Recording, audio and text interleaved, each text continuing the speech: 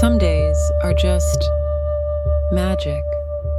They're made of cool night air, the smell of breakfast outside, the joy of a kite catching the wind, and the sound of a story crackingle with the fire. This was one of those days. I hope it brings you as much peace as it brought me.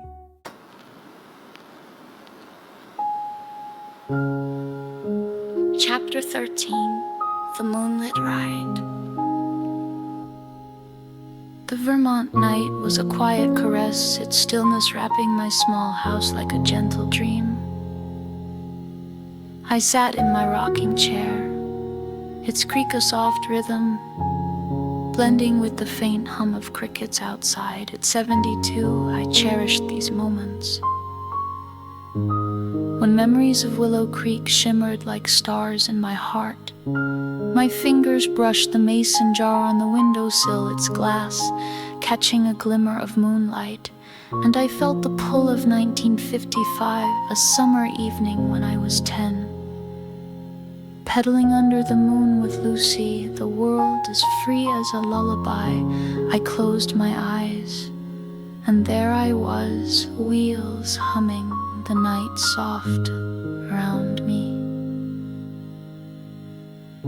It was early October in Willow Creek, Vermont, and the summer's warmth lingered, softened by the cool breath of autumn. The day had been full. Lucy and I had spent it building a kite from sticks and paper, its tail fluttering in the backyard. Now, as the moon rose, full and silver, I felt a restless joy, the kind that calls a child to adventure. My parents were on the porch, their voices a low murmur, and I slipped out the back door, my bike leaning against the house, its handlebars cool under my hands. I pedaled to Lucy's house, the streets of Willow Creek quiet, the houses dark save for the glow of porch lights. The air was crisp, scented with falling leaves and grass, and the moonlight painted the road in silver, guiding my way. Lucy was waiting by her gate, her bike ready, her grin bright in the dark. "Let's ride to the hill, Ellie," she whispered, her voice a spark of excitement. We set off, our tires humming on the dirt path, the breeze brushing our cheeks like a gentle hand. The hill was just beyond town, a gentle slope where the road curved past fields and a lone oak tree. The moonlight bathed it in a soft glow, the grass shimmering, the world hushed save for the cricket song. We pedaled slowly, our bikes gliding, the air cool against our skin. The road was ours, a ribbon under the stars, and I felt a freedom that only a child knows, as if the night had opened its arms to us. We reached the hill and leaned our bikes against the oak, its branches casting shadows that danced on the ground. We sat in the grass, the earth cool and soft, and leaned back, our hands behind us, the moonlight washing over us. The sky was a deep indigo, studded with stars that twinkled like fireflies, their light steady and kind. Lucy hummed a tune, Moon River, a song from the radio, her voice soft, drifting like the breeze. I joined in, our voices a quiet harmony, the words flowing like the night itself. The grass tickled my arms, and I closed my eyes, feeling the breeze, the moonlight, the world's gentle pulse. "Do you think the moon watches us?" Lucy asked, her voice a whisper. I smiled, imagining the moon as a friend, its light a warm gaze. "Maybe," I said, "maybe it's keeping our secrets." Lucy giggled, her hand brushing mine, and we lay back, the grass a cradle, the sky a blanket of stars.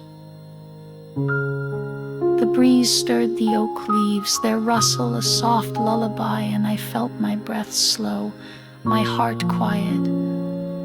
The night was a haven, its edges soft, the town a distant hum. I saw the stream in my mind, the berry patch, the rainy morning, all woven into this moonlit ride. Each memory a thread of peace. The crickets sang on, their chorus blending with our hum, and I felt time pause, holding us in its gentle embrace. We sat up, brushing grass from our dresses, and pedaled slowly back, the road gleaming under the moon. The air was cooler now, the breeze lifting our hair, and we laughed, our voices light, carried by the night. At home, my mother greeted me at the door, her smile warm, her hand smoothing my hair. "Sweet dreams, Ellie," she said, and I nodded. The moonlight still in my eyes, the rides calm in my heart. In my Vermont home, the memory of that moonlit ride glowed like a soft flame. The rocking chair swayed, its creak echoing the breeze of that long ago night. At 72, those moments were gone. Lucy the hill, the bike on Maple Street. But they lived in me, in the quiet spaces where joy endures. The mason jar caught the moonlight, and I imagined it filled with starlight, the hum of wheels, the song of the night. Outside, the Vermont stars twinkled, a faint echo of Willow Creek. I closed my eyes, my breath slowing, and felt the hill around me, its grass soft, its moonlight warm. Lucy's hum played on, Moon River, a melody that never faded.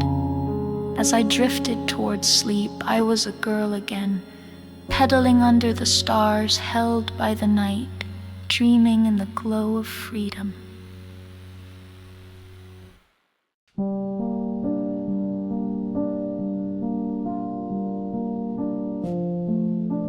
The Vermont morning was tender, its light seeping through my curtains like a gentle breath. I sat in my rocking chair, its soft creak a quiet rhythm, blending with the chirping of birds outside at 72. I held these moments close when memories of Willow Creek bloomed like flowers in my heart. My fingers brushed the mason jar on the windowsill, its glass warmed by a dawn glow, and I felt the pull of 1955.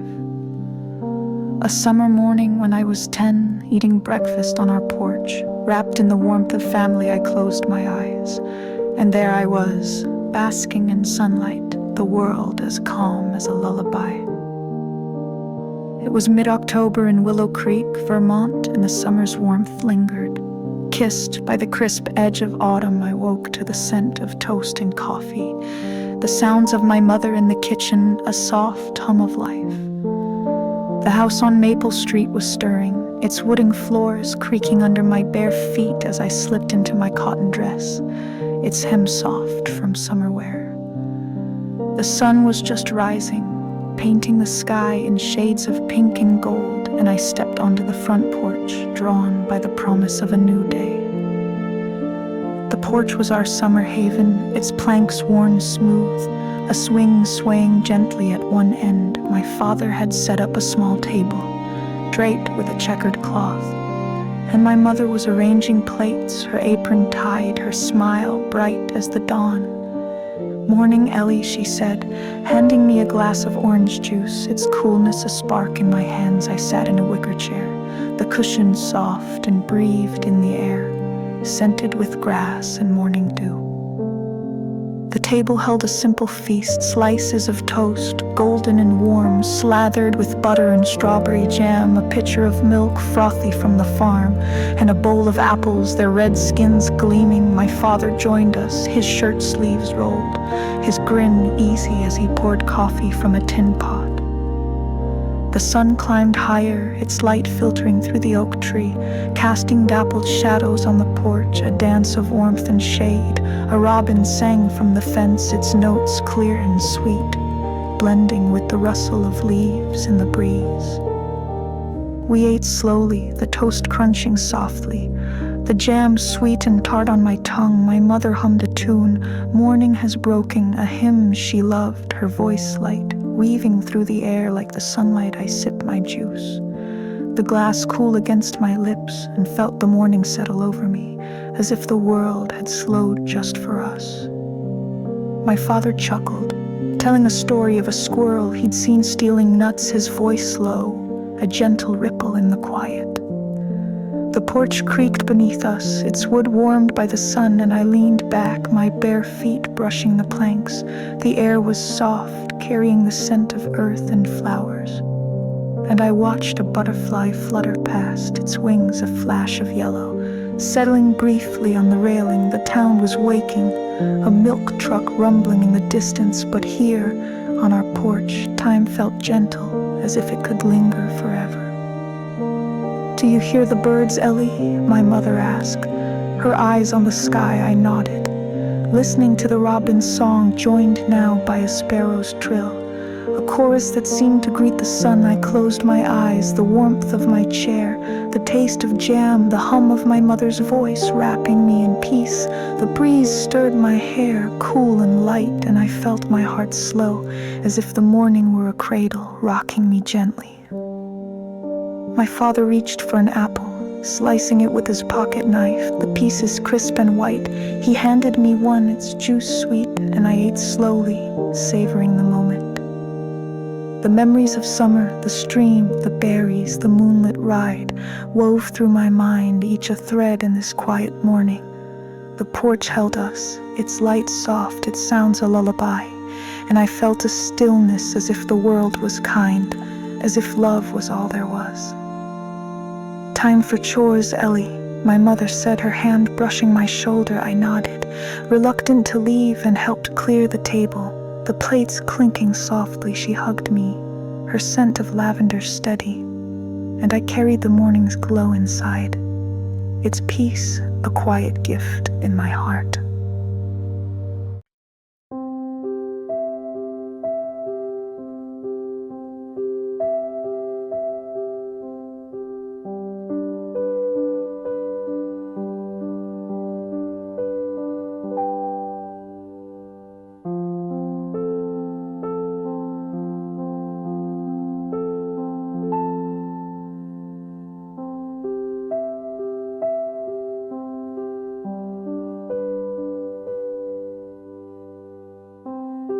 Chapter 15.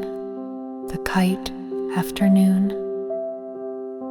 The Vermont dusk was soft, its quiet settling over my small house like a gentle sigh. I sat in my rocking chair, its creak a soothing rhythm, blending with the rustle of leaves outside. At 72, I cherish these moments, when memories of Willow Creek danced like kites in my heart. My fingers brushed the mason jar on the windowsill, its glass catching a twilight glow, and I felt the pull of 1955, a summer afternoon when I was 10, running with Lucy in a field, our kite soaring under the sky. I closed my eyes, and there I was, lifted by the breeze, the world as light as a lullaby. It was mid-October in Willow Creek, Vermont, and the summer's warmth lingered. Kissed by autumn's cool breath, the afternoon sun hung golden, its light spilling over the fields beyond town. Lucy and I had spent the morning crafting a kite from newspaper and sticks, its tail a ribbon of red cloth from my mother's sewing basket. Now, with the breeze just right, we grabbed our kite and ran to the meadow, our sneakers pounding the dirt path, our laughter bright as the day. The meadow was a sea of grass swaying under the wind, dotted with wildflowers, daisies and clover gleaming in the sunlight. We kicked off our shoes, the grass cool beneath our bare feet, and stood at the meadow's heart. The kite in Lucy's hands, its paper crinkling, the breeze tugged at it, eager, and I held the string, my fingers tingling with excitement. "Ready, Ellie?" Lucy called, her pigtails bouncing. I nodded, and we ran, the kite catching the wind, rising like a bird. The kite soared, its red tail fluttering, a splash of color against the blue sky. We stopped running, letting the string unspool. The kite dancing higher, swaying in the breeze, the meadow hummed with life, crickets chirping softly, bees buzzing among the clover, a sparrow's trill floating from a nearby tree. The sun warmed our faces, its light soft, and I felt a freedom, as if I could fly with the kite, carried by the wind. We sat in the grass, the string tethered to my hand, the kite a steady pull above. The earth was soft, cradling us, and I leaned back, my arms behind me. The grass tickling my skin, Lucy hummed a tune, "You Are My Sunshine," a song we sang at school, her voice light, blending with the breeze. I joined in, our voices a quiet harmony, the words wrapping us in their warmth. The kite swayed, its tail a gentle wave, and I felt my heart slow, the world pausing in this perfect moment. "Look, Ellie, it's touching the clouds," Lucy said, her eyes bright. I gazed up, the kite a speck against the sky, its string a silver thread in the sunlight. The clouds were wispy, drifting like dreams, and I imagined the kite whispering to them, sharing our joy. The breeze cooled my cheeks, carrying the scent of grass and earth, and I closed my eyes. The kite's tug a gentle pulse, the meadow's song a lullaby. The grass rustled around us, the wind a soft caress, and I saw the stream in my mind, the berry patch, the porch breakfast, all woven into this afternoon. Each memory was a thread of peace, glowing under the sun.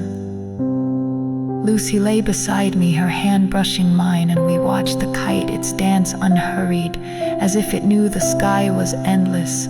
A butterfly flitted past, its wings a flash of blue, and I smiled, feeling the meadow hold us, its calm a quiet gift. "Do you think the kite can see us?" Lucy asked, her voice a whisper. I giggled, picturing the kite's view. Two girls in a sea of grass, the world small and bright below. "Maybe," I said, "maybe it's keeping our secrets." Lucy laughed, her sound soft, and we lay still, the kite above, the earth below, the afternoon a cradle of light. The sun dipped lower, its light turning amber, painting the meadow in golden hues. We reeled in the kite, its paper crinkling as it landed, and folded it gently, the string coiled in my hand. We walked home, our bare feet dusty, the meadow's glow in our hearts. At home, my mother greeted us with lemonade, her smile warm, and we sat on the porch, sipping slowly, the day's joy lingering like the breeze. In my Vermont home, the memory of that kite afternoon lifted me like a gentle wind. The rocking chair swayed, its creak echoing the meadow's rustle. At 72, those days were gone.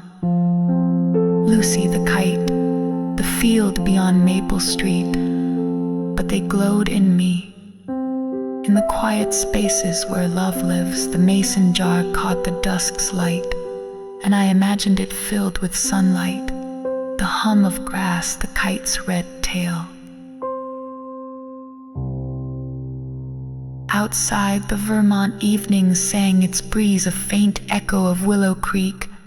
I closed my eyes, my breath slowing, and felt the meadow around me, its grass soft, its light warm. Lucy's hum played on, "You Are My Sunshine," a melody that never faded as I drifted towards sleep. I was a girl again, running with the kite, held by the afternoon, dreaming in the glow of summer.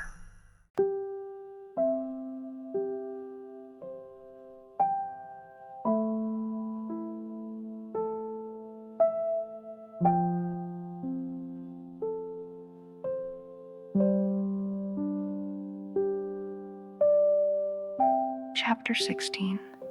The Fireside Tale. The Vermont night was still, its quiet draping my small house like a warm quilt. I sat in my rocking chair, its gentle creak a soft rhythm, blending with the faint whisper of wind outside. At 72, I held these moments close, when memories of Willow Creek glowed like embers in my heart. My fingers brushed the mason jar on the windowsill, its glass catching a flicker of starlight, and I felt the pull of 1955, a winter evening when I was 10. curled by the fireplace with my grandfather, his stories weaving a spell of peace. I closed my eyes, and there I was, warmed by the fire, the world as soothing as a lullaby. It was late October in Willow Creek, Vermont, and the autumn air had turned crisp, the last traces of summer fading into memory. The day had been spent raking leaves with Lucy, our piles rustling in the yard. But as night fell, a chill settled over Maple Street. I returned home, my cheeks flushed, my sweater smelling of earth and leaves. The house was a haven, its windows glowing, the scent of my mother's apple pie lingering from supper. In the living room, the fireplace crackled, its flames casting a golden glow across the worn rug and rose-patterned walls. My grandfather sat in his armchair, a blanket over his knees, his pipe unlit in his hand. His face was lined with years, but his eyes sparkled, full of stories that seemed to dance with the firelight. "Ellie, come sit," he said, his voice slow and warm, patting the stool beside him. I kicked off my shoes, my socks soft on the floor, and settled close, the fire's warmth wrapping me like a hug. The room was quiet, save for the fire's soft pops and the faint tick of the mantel clock. My parents were in the kitchen, their murmurs a gentle hum through the walls. The lamp was off, the firelight enough, its shadows swaying on the ceiling like a slow waltz. I pulled my knees up, my hands resting on them, and breathed in the scent of burning wood, smoky and rich, mingled with the faint sweetness of pie. Grandpa began a story, his voice steady like the rhythm of the flames. "Long ago," he said, "there was a forest where the trees whispered at night." I leaned closer, my eyes on the fire, picturing the forest, its leaves silver under a moonlit sky. He spoke of a girl who learned the tree's secrets, who danced with fireflies and slept under stars. His words were slow, each one a brushstroke, painting a world where time was kind, where the night was a friend. The fire crackled, sending sparks up the chimney, and I felt the story settle over me, as soft as the blanket on Grandpa's knees. The shadows danced, their shapes blending with his tale, trees, stars. A girl with my face. I closed my eyes, the fire's warmth on my cheeks, and let his voice carry me, its cadence a lullaby. The clock ticked on, but time felt far away, the room a cocoon of light and warmth. My mother slipped in, setting a mug of warm milk on the table beside me. I sipped it, the sweetness soothing, its warmth spreading through me. She sat on the couch, her knitting needles silent, listening to Grandpa's story. Her presence was a quiet anchor, her smile faint in the firelight. I leaned against Grandpa's chair, the wood smooth, and felt the room hold us, its glow a promise of safety. "Do the trees still whisper, Grandpa?" I asked, my voice soft, half lost in the fire's hum. He chuckled, his hand resting on my shoulder. "Always, Ellie," he said, "you just have to listen." I nodded, imagining the oak outside our house, its leaves murmuring secrets to the night. The fire popped, a spark flaring bright, and I smiled, feeling the story's magic, the warmth of family.